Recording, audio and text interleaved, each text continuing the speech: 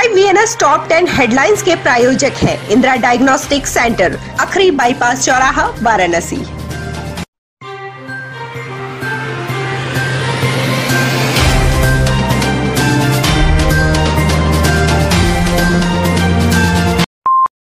वाराणसी में मंगलवार को मिली 5113 कोरोना जांच रिपोर्ट में एक कोरोना पॉजिटिव मरीज मिला है। बीते 24 घंटे में किसी कोरोना मरीज की मौत नहीं हुई है। मंगलवार को होम आइसोलेशन से एक मरीज स्वस्थ हुआ है, तो वहीं कोविड हॉस्पिटल से किसी मरीज को छुट्टी नहीं मिली है। वाराणसी में अब तक 82,395 पॉजिटिव मरीज मिल चुके हैं। इनमें से 81,617 लोग स्वस्थ हो चुके हैं, जबकि एक्टिव केसों की संख्या 5 है। बाबा श्री लाट भैरव की विवाह उत्सव यात्रा सोमवार की शाम धूमधाम से निकाली गई। भक्तों ने बाबा के रथ की राह में फूल बिछाए और आरती उतारकर स्वागत किया। बाबा के रजत मुखौटे का पूजन के साथ ही विधि विधान से विवाह उत्सव की परंपरा निभाई गई। रथ पर सवार बाबा के रजत स्वरूप का दर्शन करने के लिए रास्ते भर भक्तों की कतार लगी रही। लाट भैरव प्रबंधक समिति की ओर से दोपहर 2 बजे हर तीरथ स्थित इन्ना माई की गली से आचार्य एवं राज्य मंत्री डॉक्टर नीलकंठ तिवारी ने बाबा के रजत मुखौटे का पूजन अर्चन कर बारात शोभा यात्रा का शुभारंभ किया।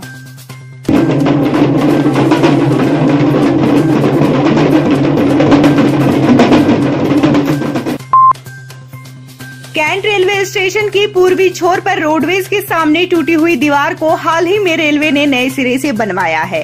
इस टूटी दीवार से बिना टिकट यात्री आराम से निकल जाते थे। दीवार बनने के बाद यह कहा जा रहा था कि अब कोई बिना टिकट यात्री यहां से बाहर नहीं निकल पाएगा, पर जो तस्वीर सामने आई है वह हैरान करने वाली है। तस्वीरों में दिख रहा है कि दोनों महिलाएं अपनी और अपने बच्चों की जान जोखिम में डालकर आसानी से दीवार लांघती दिख रही हैं। मंगलवार की सुबह अचानक रेलवे की दीवार पर 2 महिलाएं बच्चों के साथ दिखी तो सभी को कौतूहल हुई कि आखिर ये महिलाएं दीवार पर क्या कर रही हैं। कुछ ही देर बाद बारी बारी से दोनों महिलाएं नीचे उतरी और टेम्पो में सवार होकर वहां से रवाना हो गयीं। हेलमेट न पहनने पर शहर में लगातार लोगों का चालान हो रहा है, लेकिन सड़क पर बने गड्ढे आदेश के बावजूद ठीक नहीं किए जा रहे हैं। इसी मामले को लेकर मंगलवार को समाजवादी पिछड़ा वर्ग प्रकोष्ठ के कार्यकर्ताओं ने सड़क पर बने गड्ढों में बैठकर हेलमेट लगाकर विरोध प्रदर्शन किया। ट्रॉमा सेंटर से नगवा जाने वाले मार्ग पर हुए इस अनोखे विरोध प्रदर्शन को हर आने जाने वाला कौतूहल के साथ देख रहा था। हम लोग हेलमेट लगाने के लिए तैयार है, जुर्माना भरने के लिए तैयार है, लेकिन सरकार का भी तो दायित्व बनता है कि जो गड्ढे हैं उनको पाटा जाए। कांग्रेस ने चुनाव 2022 में प्रत्याशी पद के लिए आवेदन मांगे हैं। ऐसे में आवेदकों में होड़ मची हुई है। इसी क्रम में वाराणसी शहर दक्षिणी और शहर उत्तरी से 2 प्रत्याशियों ने अपने अपने आवेदन महानगर कार्यालय में महानगर अध्यक्ष राघवेंद्र चौबे को सौंपा। पिछले 21 वर्षों से नगर निगम के सदन में गोला दीनानाथ वार्ड के पार्षद सीताराम केसरी ने शहर दक्षिणी से आवेदन किया है, तो वहीं जलालीपुरा से सभासद ओकास अंसारी ने शहर उत्तरी के लिए आवेदन किया है। शहर दक्षिणी के लिए आवेदन करने पहुंचे सभासद सीताराम केसरी के साथ उनके समर्थक भी पहुंचे थे। इस दौरान महानगर कार्यालय में जमकर नारेबाजी भी देखने को मिली।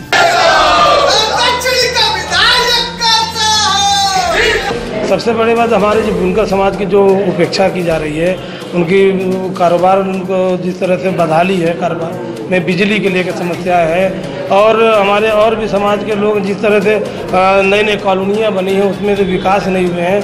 लड़ना केवल मुद्दा नहीं है, मुद्दा तो इतना है कि हम पार्षद हैं, विगत 21 वर्षों से, सन 2000 से पार्षद हैं और उस मुद्दे पर ही चुनाव लड़ते हैं और मुद्दे पर ही चुनाव जीतते हैं। वही मुद्दा है जो जन जन से जुड़ा हुआ है। 16 दिवसीय पितृपक्ष में सभी अपने पूर्वजों को याद कर रहे हैं। ऐसे में काशी के 80 घाट पर पिंडदान करने के लिए मंगलवार सुबह से ही लोगों का तांता लगा रहा। ऐसी मान्यता है कि भाद्रपद की पूर्णिमा को शुरू होने वाला पितृपक्ष 15 दिनों तक चलता है। अश्विन की अमावस्या यानी सर्व पितृ अमावस्या को खत्म हो जाता है। शास्त्रों के अनुसार 3 प्रकार के होते हैं, जिसमें देव ऋण, ऋषि ऋण और पितृ ऋण होता है। पितरों को तरने के लिए पितृपक्ष में श्राद्ध कर्म किया जाता है।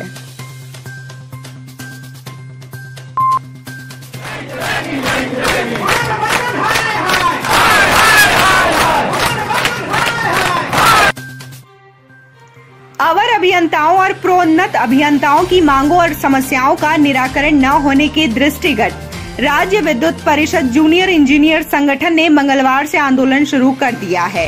मंगलवार को ध्यानाकर्षण आंदोलन के चौथे चरण में भिखारीपुर स्थित मुख्य अभियंता कार्यालय पर अवर अभियंताओं और प्रोन्नत अभियंताओं ने 48 घंटे का क्रमिक अनशन शुरू किया है। इस क्रमिक अनशन में वाराणसी क्षेत्र के 4 जिले जौनपुर, गाजीपुर, भदोही सहित बनारस के सभी अवर अभियंता और प्रोन्नत अभियंता मौजूद रहे। उन मांगों को लेकर कोई नई मांग नहीं है। जिन मांगों पर विगत में प्रबंधन द्वारा सहमतियां बन चुकी हैं, उन सहमतियों के अनुरूप आदेश निर्गत नहीं किया जा रहा है और बार बार कोई टाल मटोल की नीति प्रबंधन द्वारा अपनाया जा रहा है, जिसके कारण हम आज मजबूर होकर के ये आंदोलन कर रहे हैं। 7 सितंबर से मेरा यह आंदोलन जारी है और यह आज हमारा चौथे चरण का आंदोलन, जिसमें हम हर क्षेत्रीय मुख्यालय पर पूरे प्रदेश के जहाँ जहाँ मुख्य अभियंता हैं उन क्षेत्रीय मुख्यालयों पर उन क्षेत्र से जुड़े हुए अवर अभियंता, प्रोन्नत सहायक अभियंता और प्रोन्नत अधिशासी अभियंता जो इस संपर्क से हैं, वे सब लोग अपना सत्याग्रह कर रहे हैं। बिल्कुल, यहाँ जितने लोग भी बैठे हुए हैं या हमारे सदस्य हैं, उन्होंने अपना विभागीय सिम स्विच ऑफ कर रखा हुआ है। जो भी विभागीय व्हाट्सएप ग्रुप है, क्योंकि विभाग ने न हमको मोबाइल दिया है, न ही हमको इंटरनेट की सुविधा दिया है, न ही लैपटॉप की सुविधा दिया है। सारे कार्यों से हम लोग विरत होकर यहाँ पर बैठे हुए हैं। कैंट विधायक सौरभ श्रीवास्तव ने मंगलवार को सोनिया क्षेत्र में विधायक निधि से होने वाले सड़क निर्माण कार्य का शिलान्यास किया। यूपी सिडको द्वारा बनाई जाने वाली सड़क की लागत 6.5 लाख रुपए है। विधायक ने शिलान्यास के बाद सोनिया क्षेत्र में जनसंपर्क कर लोगों से उनका हाल भी जाना। बता दें कि एक दिन पहले ही सोनिया क्षेत्र में पानी टंकी के पास ध्वस्त हुए चैम्बर के कारण सोनिया क्षेत्र में सीवर समस्या उत्पन्न हुई थी, जिसमें सौरभ श्रीवास्तव ने दिल्ली से टीम बुलवाकर उस समस्या को दुरुस्त भी करवाया था। कोरोना के संकट को देखते हुए इस साल अपर मुख्य सचिव गृह अवनीश अवस्थी ने कोरोना गाइडलाइंस के तहत दुर्गा पूजा को अनुमति दी है, पर अब इस बात की संभावना है कि कई पंडालों में साल 2020 की तरह सिर्फ कलश पूजन कर उसे ही विसर्जित किया जाए। ऐसे में काशी के मूर्तिकारों के सामने रोजी रोटी का संकट पैदा हो गया है। मूर्तिकार जी जान से पिछले 3 महीनों से मूर्तियां बनाने में जुटे तो हुए हैं, पर उन्हें यह उम्मीद नहीं है कि ये मूर्तियां खरीदी भी जाएंगी।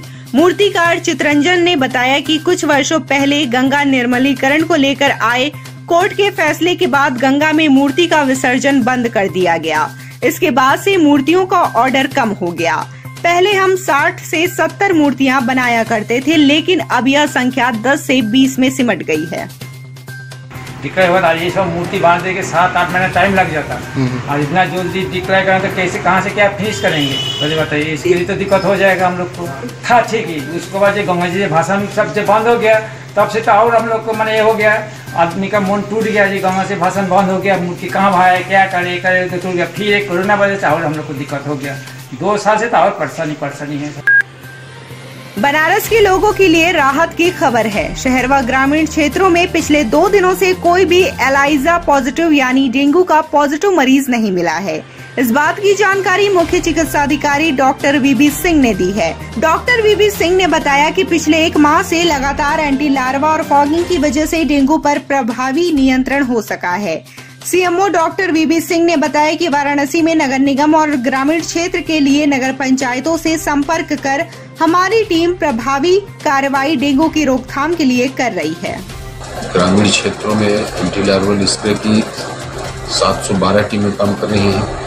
इस तरीके से हर ग्राम पंचायत स्तर पर हर वार्डों में एंटी लार्वल टीमें काम कर रही हैं। इसी तरह से फॉगिंग की टीमें जो है नगर निगम में 47 टीमें जो फॉगिंग कर रही हैं, और ग्रामीण क्षेत्रों में 696 टीमें जो है फॉगिंग कर रही हैं। स्थिति पूरी कंट्रोल में है। सभी अस्पतालों में कहीं से कोई खबर नहीं आ रही है कि मरीजों के लिए बेड नहीं मिल रहा है या ऑक्सीजन के लिए जो है प्लेटलेट की कोई कमी है।